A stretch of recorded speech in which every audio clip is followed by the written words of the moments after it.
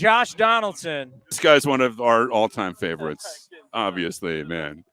Yeah. And Towning, you're the best. Go for it, you guys.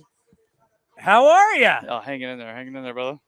You know what, man? I got to tell you, it's so interesting when you think about coming back here and how much this place loves you and how much you love it. Yeah, I mean, this is where I came up. This is where it all started for me. So it's always nice to get back in the Bay. Well, you know, I was telling you a story. We were doing our favorite A's, and I was doing this whole thing. Who's your favorite A? And, you know, everybody, Ricky, we're doing favorite A's. And then it gets to me. And everybody's like, oh, who's his favorite? I go, who's my favorite A? No questions, Josh Donaldson. JD's my guy. And on the phone, waiting is David Forst, the GM. And we bring him on. I go, David, hey, who's your guy? And he goes, Josh Donaldson is your favorite A. I'm like, you got to realize that's my guy, Josh. And it just, your time here was so interesting because there was greatness. There was some animosity. There was, it was just, but it still is such, when you look back on it, no matter what happened, such a good time because you guys won some big games. There's some huge games that we played here that were, 2012 is still one of the craziest years. I think people will talk about it to where we won the division the last day of the season. I think we came back from, I think it was like 11 and a half down at the break. 13, something like that? Yeah, something ridiculous at the All-Star break. And to come back and, sweep the Rangers for that entire series to win the division was improbable, but kind of symbolized our story for like that entire season to where we got knocked down a lot early on and we were able to fight back and crawl. And, we really had some guys establish themselves for the years coming after that. Which was awesome. You remember how loud and rocking this was place, 12 and 13 against the Tigers? Yeah, man. It was you got the drums, you got the Oakland fans going crazy, and remember it was a sellout and they were trying to get the tarps removed and to have everybody come here. And it was nuts. For sure, one of the louder places in the playoffs that I've experienced. So how are things going for you now? Just living. We're about to have a baby come out, number 2 come out in probably about a week or really any day now we can get the call. So excited about that and excited about, the rest of the season. We got a good team over here in New York and starting to play a little bit better baseball. Hopefully, we can keep that going. That's the one thing when the A's were back in New York.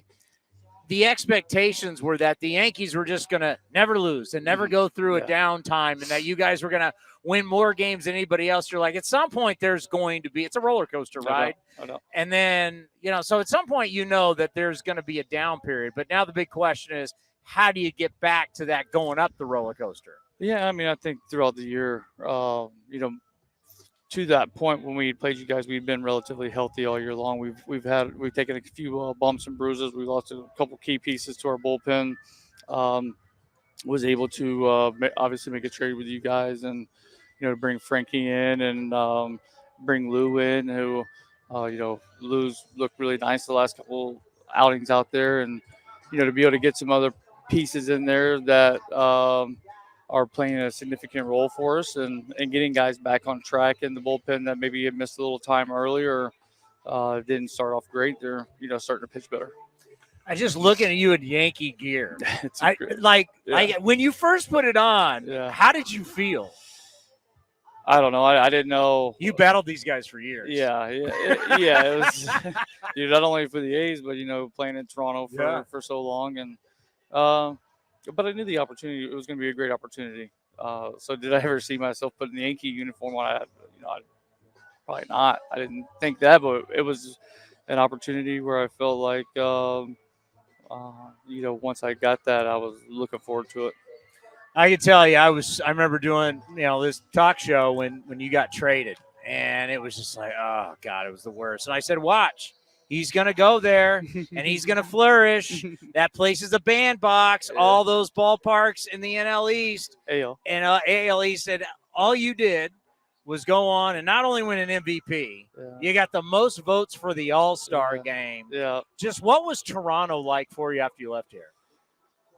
Toronto coming into that time, Toronto as an organization had been a little while since they won, and being able to go, win the division, that was something that hadn't been accomplished, I think, in like 22, 23 years. And obviously, coming from the A's, we won the division twice, and then we probably should have won the division in 14, and kind of some crazy stuff happened where we had a bunch of injuries the second half, and we backed into the wild card game. Probably played one of the craziest wild card games in my opinion, where we had that game kind of on lock, and then it fell apart. Going into 15, we were a 500 ball club going into the All-Star break, and we had guys doing their thing in the All-Star break. But I remember when we made the trades for David Price and Troy Tulowitzki and added some arms in the bullpen, and then get Marcus Stroman back in September. Like, that place was crazy. Like, I mean, the city was a buzz, and we knew every time we took the field that we were probably going to win the game. That's what we felt like, and that was kind of a surreal moment for me going into that clubhouse and seeing like now you had names like in there that had big time success with Tulo, with David Price, Joey Bats, Edwin Encarnacion. Now you're just looking around, you're like, holy crap, this kind of feels like an all-star team a little bit. And to where when I was at Oakland, we had dudes that made the all-star team, but were more kind of probably known as grinders versus like that type of like superstar. It was a different scenario. You're right. But you had a bunch of dudes at 14. You guys all went together. Yeah, we had 7 guys make it, and I think that was a quality of how good our ball team was. And but you just had like multi-time all-stars, like so many of those guys in that lineup and in that clubhouse. What was that like when you got the most votes for the All-Star game? You literally had the country of Canada behind you. It's one thing like, whether you played here or Minnesota or Atlanta or whatever, you have a town behind you. Yeah. You had a whole country behind you. Yeah. I mean, first off, Toronto is the 3rd largest city in North America. I don't think people realize that. And then on top of that, you have the country of Canada that's behind you. And it's, the love and support, and truly, in Toronto, they love athletes, and they want you to have success, and to have those people behind you was great. And to lead the All-Star game in bullets was kind of a surreal moment for me. I know, it's crazy. I remember just going, wow, that's a whole different ball game. For you, at this point, got the big contract, got the MVP. Mm-hmm. Is it now it's all just about winning a World Series? Yeah, I mean, for me, that's the only thing that I've went to the playoffs numerous times, been in, several ALCS games, and haven't quite got there yet and hadn't quite finished it off. And obviously that's going to be something that's important to me. And we feel like we have a good opportunity to accomplish that. Obviously we're going to need some breaks to go our way, and when it comes to that time, and, that's when it starts getting really fun. I miss having you on the talk show talking college football. Hey, I'm looking forward to it. I mean, think about it. Think how crazy. Okay, in your world of War Eagle and the SEC, USC and UCLA are in the Big Ten. I mean, the whole landscape of college football is so out of whack right now. Texas and Oklahoma going to be in the SEC. Yeah, I hope. I don't know if they're going to, but I hope they just completely redo the divisions for the SEC. With all the new teams and stuff they have, they need to have a realignment for the West and the East, because there's no reason really why Alabama and Auburn should be in the same division. Now you could still play every year and have the rivalry game, the Iron Bowl. You have that, but now to have Texas, Oklahoma, to where you could kind of put those pieces, one piece on each side, or maybe have it. I don't know. I think it just needs to be realigned with all the new teams, and it kind of the outlook of college football is wilder than ever. And with the NIL deals, and there's just so much money that's being made, and that's what obviously what everybody's trying to do. I mean, you were living in it not that long ago. Mm-hmm. I mean, did you ever think you could see something like this while you were at Auburn, that the SEC, I mean, the SEC is basically a pro league now. The money they're making, the television contracts, they're essentially the facilities that these guys have now, and what they have on tap there to access, and For me, like football guys, especially these college guys, I mean, they're literally putting their lives on the line. They're one hit away to where they might not play again. So if they need to make a little cash, for all the money they're bringing in, I'm all for that. Man, it's great to see you. I know you're busy. I appreciate you stopping by. Yeah. I've always said it. No matter what, you've been my guy.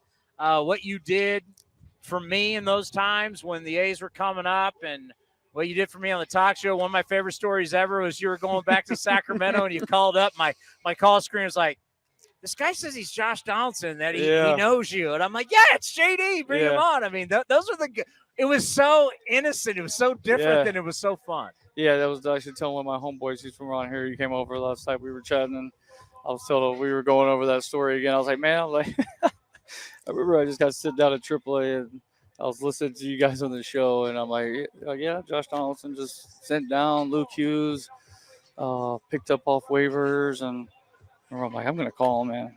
I called it, and I'm like, hey, I know I just got sent down, but this isn't the last time you've seen me. And I'm going to figure it out. And that's just always what I wanted to. Partly that was me holding myself accountable for that as well. And like, hey, this isn't the end, Are we going to see you back at the AT&T anytime soon? I don't know. I'm on the East Coast, and it's tough for me to get back Pebble out there. Beach, come on. Yeah. Well, the last time I played there, I made the cut, and they said they were going to take one of my strokes away, and I'm like, I'm going against guys that are getting 15 shots around, and I'm going to have to shoot 8 under on my own ball just to have a chance. And, I'm not doing it. Yeah, those CEOs get a lot of strokes out there. Yeah.